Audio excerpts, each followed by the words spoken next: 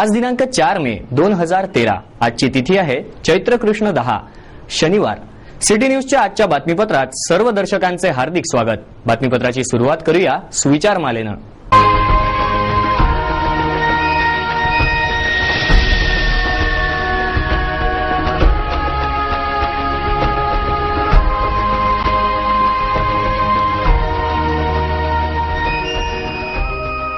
तर आता बघूया बातमीपत्रातील ठळक बातम्या।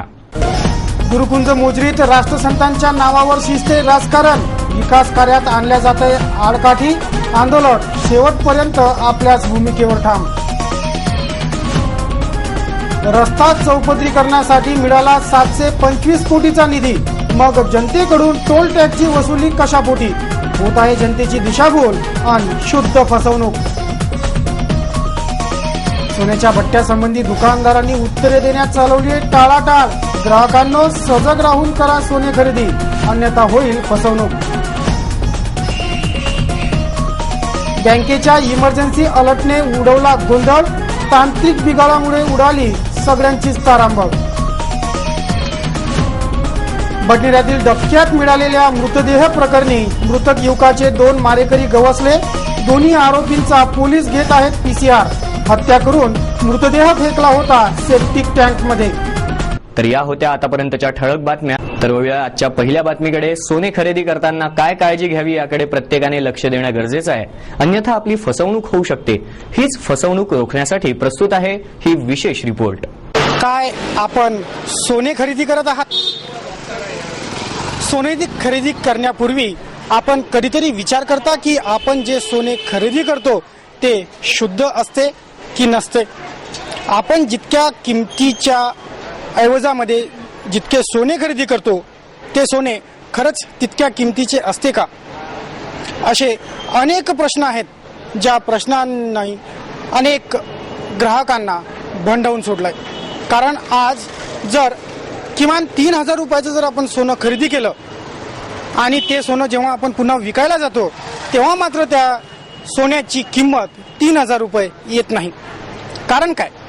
याच प्रश्नांची उत्तरे शोधण्यासाठीचा प्रयत्न सिटी न्यूज करीत आहे आणि यामुळे समस्त सोने खरेदी करणाऱ्या ग्राहकांनाही कळून चुकेल की नेमकी त्यांची फसगत कुठे होते, कशा पद्धतीने होते।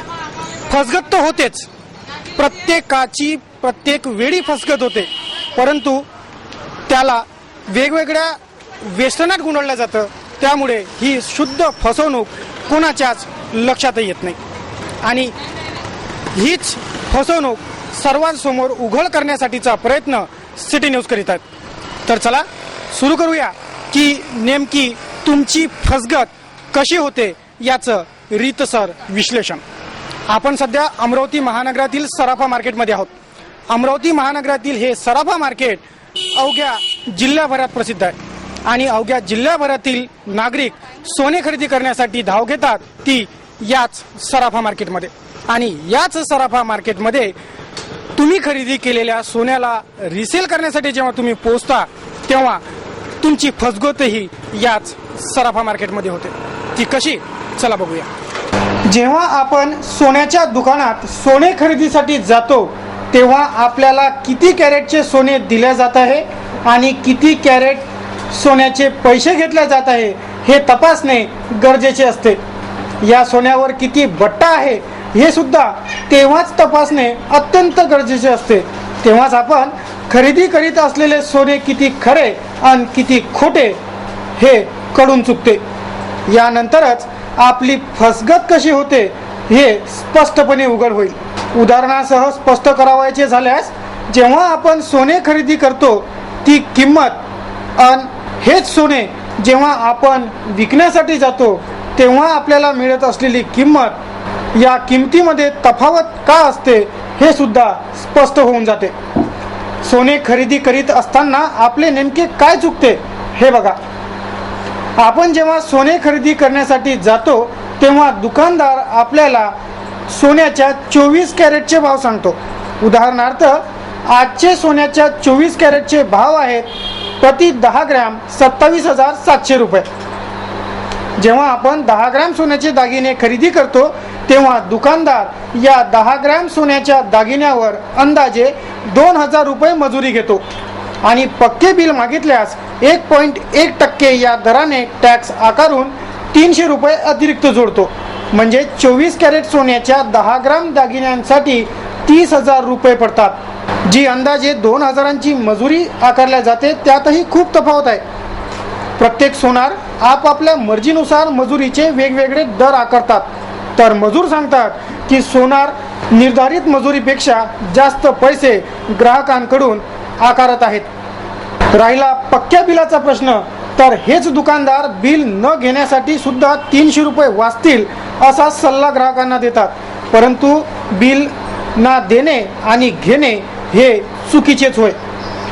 जेव्हा हे 30,000 रुपये मोजून आपण सोने खरेदी करतो तेच सोने जेव्हा आपण परत विकण्यासाठी या दुकानदारांकडे जातो तेव्हा मात्र पैसे खूप कमी मिळतात.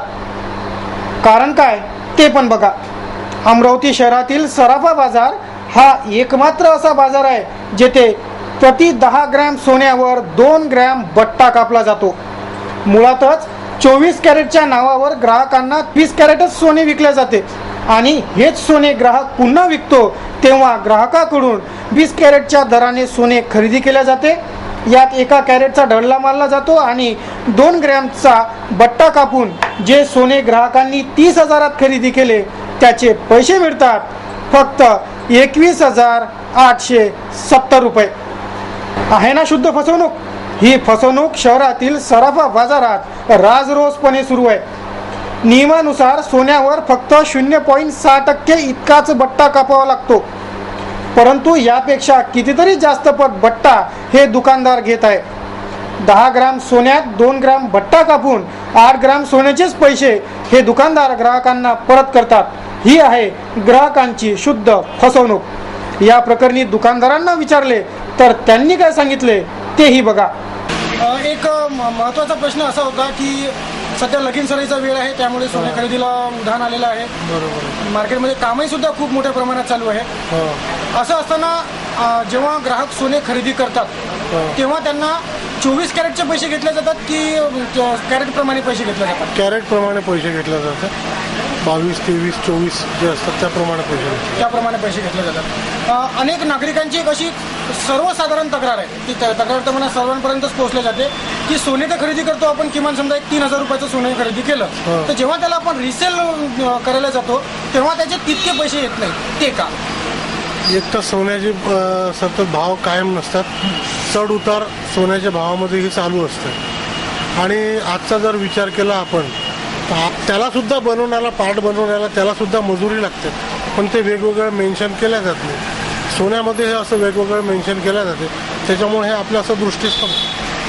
म्हणजे सर्वसाधारण नागरिकांची जी तक्रार आहे त्यामागचा मूळ कारण ही आहे. ती अशी आहे की ना की सोन्याचे भाव किती, मजुरी किती प्रत्येकजण विचारतो किंवा सोन्याचे भाव काय, भाव जे आहे ते त्याला सांगावंच लागतात. आणि वेगवेगळ्या प्रकारची वस्तू जसं आपण बनवतो तर वेगवेगळे त्याची मजुरीचे एकसारखे रेट नाही आहे ना, वेगवेगळे कमी जास्त मजुरी असते. त्यामुळं ती वेगळी मजुरी त्यांना सांगावी लागते आपल्याला.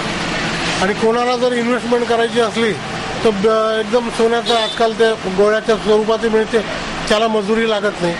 साधी काही अंगठी वगैरे बनवली त्याला अतिशय कमी मजुरी लागते, किती वापरणे होते आणि एक इन्व्हेस्टमेंटचा उद्देश पण.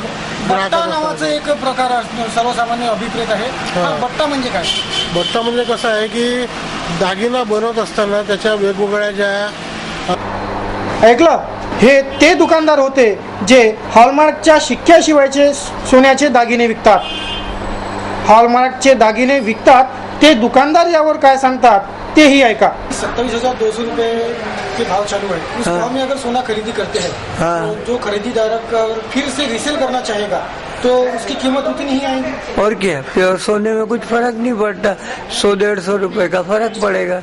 27,200 में लेंगे 27 में बिकेगा, 27,100 में बिकेगा. और उसमें जो डाक बट्टा वगैरह लगता है वो क्या होता है? नहीं, आजकल केडीएम चल गया ना तो डाक बट्टा नहीं रहता. 916 का हॉलमार्क का जो भी सामान रहता है ज्यादातर सब अच्छी दुकानों में 916 का ही चलता है. जो मेल्टिंग भी उतना ही रहता है 916. उसको लेने, उसको दे के आप दूसरा सामान उसी भाव में ले सकते, खाली मेकिंग लगेगी। मेकिंग चार्ज लगेगा? हाँ लगेगा। सबका मेकिंग चार्ज अलग अलग होता है कि सबका एक ही जैसा होता है? थोड़ा सा अंतर रहता है, विशेष नहीं रहता है। विशेष अंतर नाही. नहीं। बघा किती तफावत आहे. महानगरात असलेल्या असंख्य सोन्याच्या दुकानदारांपैकी अंदाजे 4 ते 5 दुकानदारच हॉलमार्क लावलेले दागिने विकतात. येथे फक्त 0.6% बट्टा कटतो, परंतु उर्वरित दुकानदार मात्र हॉलमार्क शिवायच दागिने विकतात. हे दागिने 24 कॅरेटच्या किमतीवर आणि नावावर 20 कॅरेट विकले जातात आणि परत मात्र 20 कॅरेटचे दर आणि प्रति 10 ग्रॅम साठी 2 ग्रॅमचा बट्टा कापून घेतात. यामुळे ग्राहकांनी सोने खरेदी करण्यापूर्वी खबरदारी बाळगणे अत्यंत गरजेचे आहे, जेणेकरून ग्राहकांची फसवणूक टळू शकेल. सोने खरेदी करताना त्याचे पक्के बिल घ्या. या बिलावर हे सोने परत विकताना बट्टा किती कटेल याची रीतसर नोंद करून घ्या.